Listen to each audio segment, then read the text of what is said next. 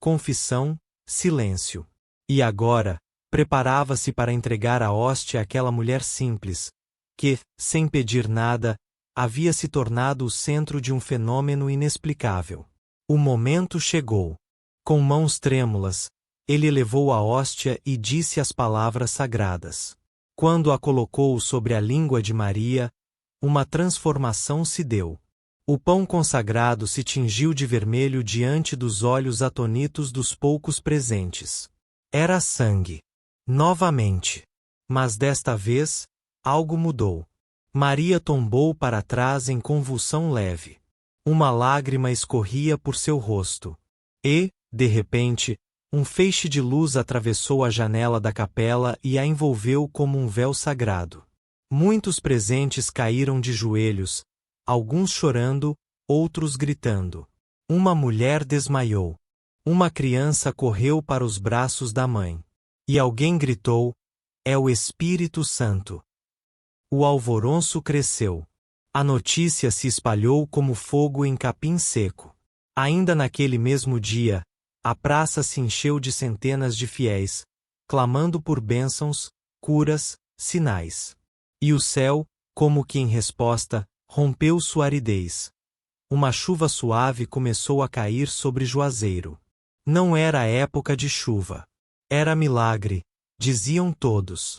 Padre Cícero sentia o peso daquela manifestação. Ele sabia que a igreja não aceitaria aquilo com facilidade. Milagres não eram reconhecidos sem investigação, sem aprovação, sem controle. E ali, no coração do sertão, um milagre escapava por entre os dedos do Vaticano. Nos dias que se seguiram, Maria entrou em silêncio. Não falava. Apenas rezava. O sangue cessou, mas sua presença parecia carregar algo sagrado. As pessoas a tocavam com reverência. Outras a temiam. Algumas, em segredo, diziam que ela era escolhida. Outras, que era uma pecadora possuída. Foi então que chegaram os enviados da igreja. 2 padres e um médico. Vieram observar, relatar, duvidar. Entrevistaram Cícero, Maria e alguns fiéis. Recolheram fragmentos de hóstias e buscaram explicações. Mas a ciência, como sempre, não ofereceu respostas definitivas. Padre Cícero manteve-se firme. Não propagava o milagre, mas também não o negava. Dizia apenas: a fé não se explica. Se Deus quis falar através do sangue, quem sou eu para calar sua voz? Essa postura incomodava. Começaram as pressões. Cartas do bispado. Convocações. Advertências. A sombra da excomunhão se aproximava.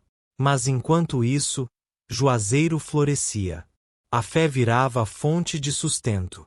Padarias, hospedarias, vendas.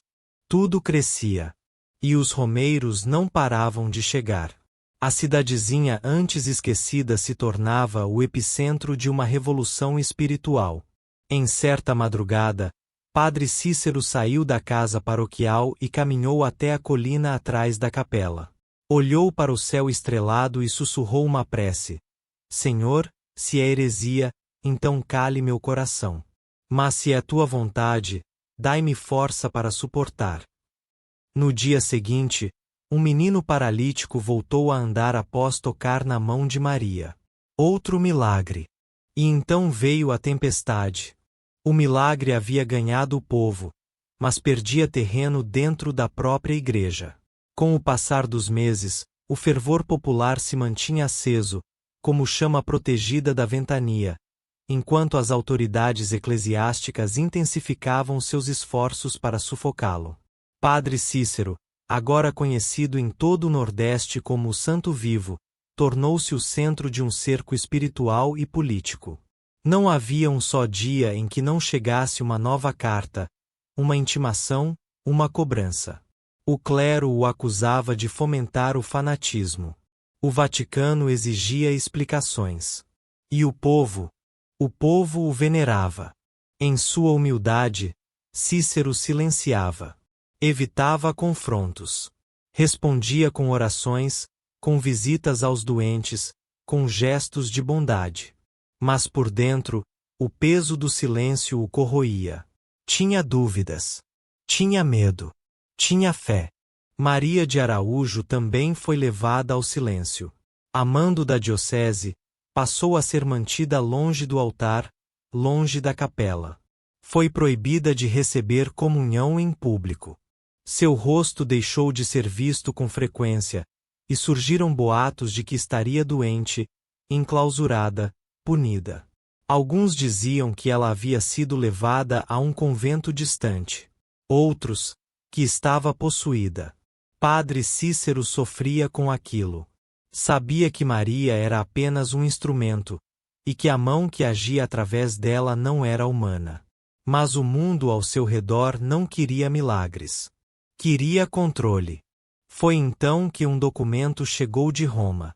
Nele, a Congregação do Santo Ofício declarava oficialmente que os eventos em Juazeiro eram considerados inválidos.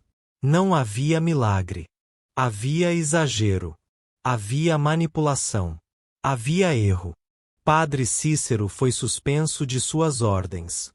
Proibido de celebrar missa. Proibido de confessar. Proibido de distribuir a Eucaristia. Foi a noite mais longa de sua vida. Recolheu-se em silêncio na casa paroquial. Não comeu. Não dormiu. Passou horas ajoelhado diante do crucifixo, sem saber se chorava de dor ou de resignação. No escuro de seu quarto, escreveu no diário: se obedecer à Igreja é calar o milagre, que minha obediência seja também uma prece. O povo não aceitou. Começaram vigílias. Marchas silenciosas. Multidões ajoelhadas diante da capela, mesmo quando não havia missa. Acendiam velas, entoavam cantos, e pediam: volta, meu padim. Padre Cícero tornou-se símbolo de resistência espiritual.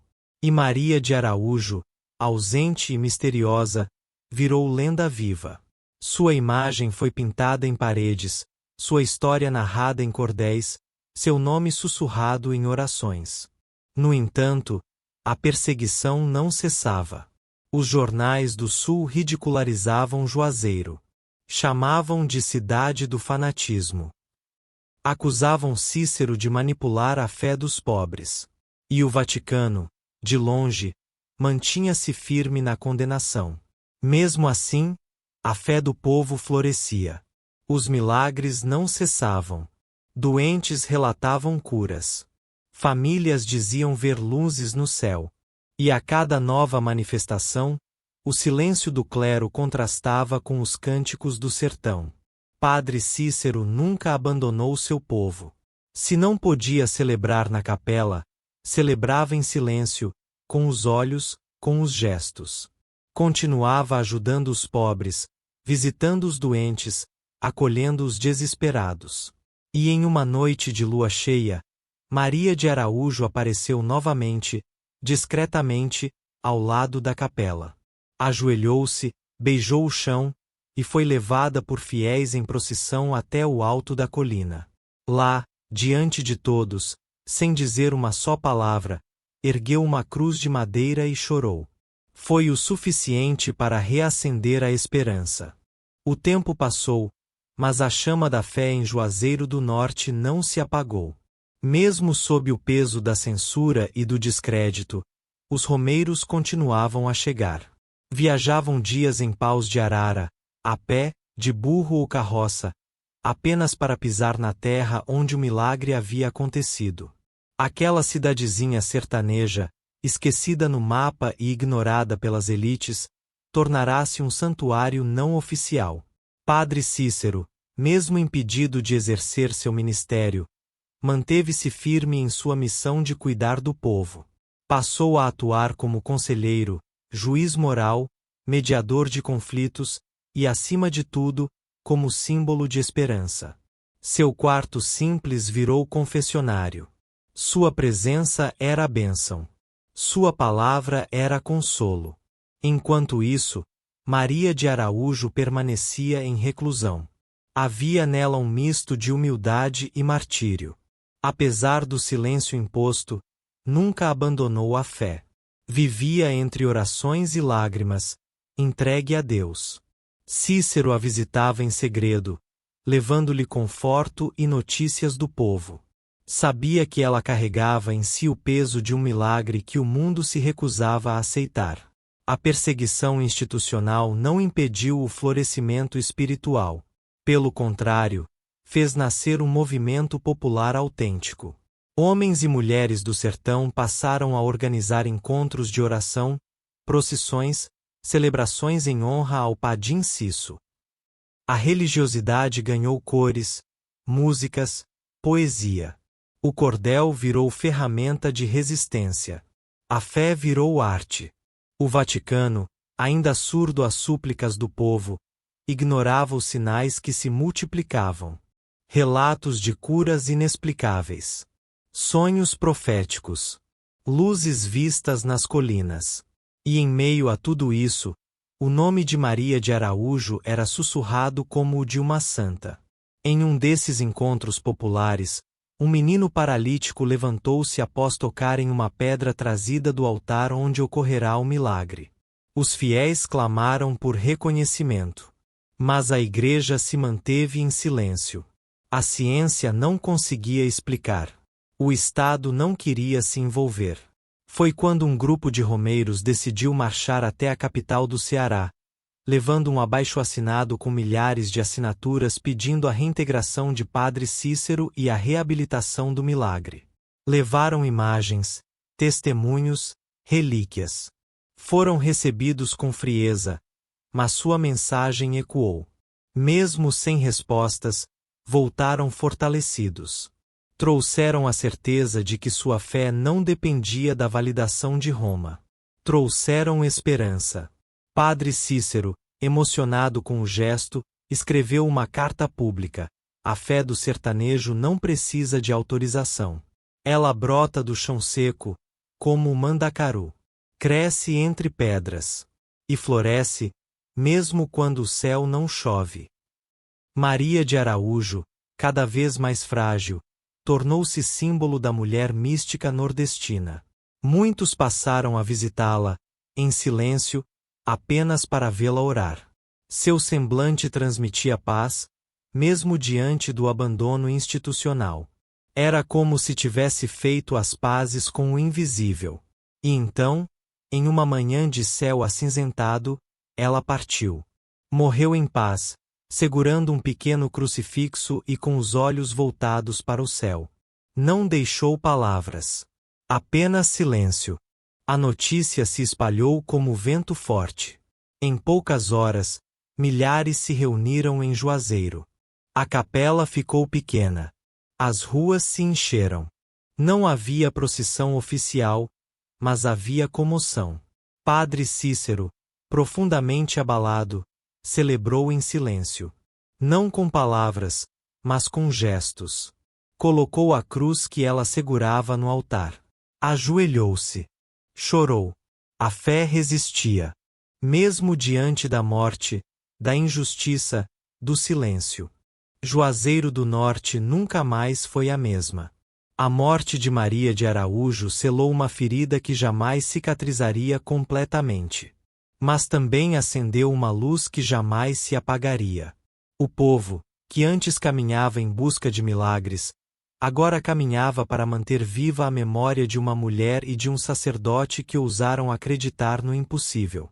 A cidade tornou-se um símbolo da fé desobediente, da espiritualidade que não se curva às formalidades. Padre Cícero envelheceu em silêncio. Aquele homem de fala mansa e passos lentos passou a viver mais recolhido, embora nunca distante do povo. Sua imagem tornará-se sagrada. As pessoas já não o chamavam apenas de Padim Cisso. Para muitos, ele era santo em vida. Seus conselhos, antes simples orientações, eram agora vistos como profecias. Suas orações, como bênçãos vindas de outro mundo. Certa noite, pouco tempo após o falecimento de Maria, Padre Cícero subiu ao horto. Era lua cheia. Levava consigo uma vela e um pequeno envelope. Sentou-se diante de uma cruz de madeira, fincada no chão pedregoso, e ali ficou por horas. O vento soprava como se cochichasse orações antigas. A brisa do sertão parecia respeitar aquele momento de solidão e fé. Conta-se que ele chorou. Chorou por Maria, por Juazeiro, por si mesmo. E então, tirou do envelope uma carta que guardava havia anos. Uma carta nunca enviada ao Vaticano. Nela, descrevia com detalhes tudo o que havia testemunhado. A hóstia ensanguentada. O transe de Maria. A fé do povo. E pedia, com humildade, que os olhos de Roma se abrissem. Mas não havia mais tempo. Ou talvez, não houvesse mais necessidade.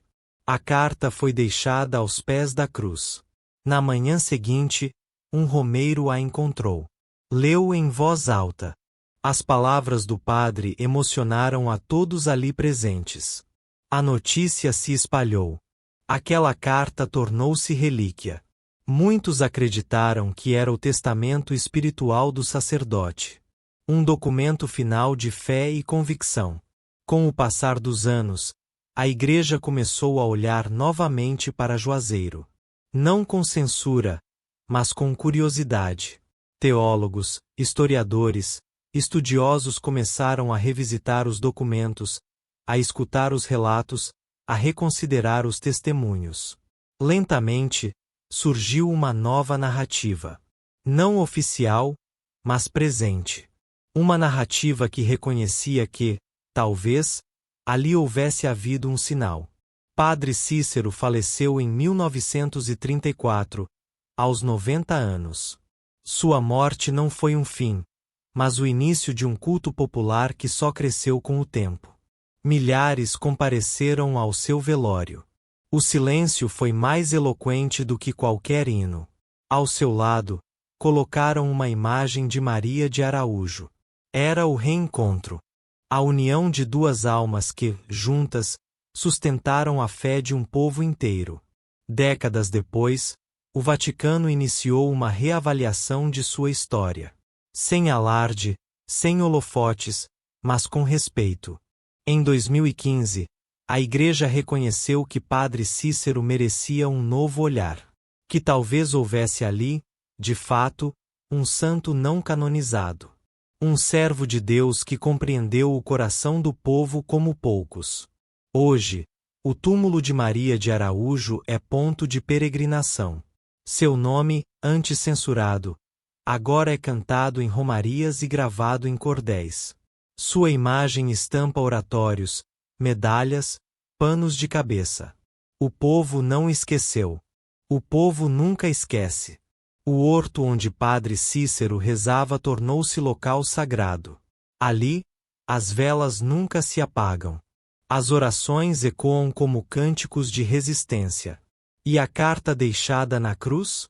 Está guardada em uma pequena urna, lida anualmente em um ritual silencioso.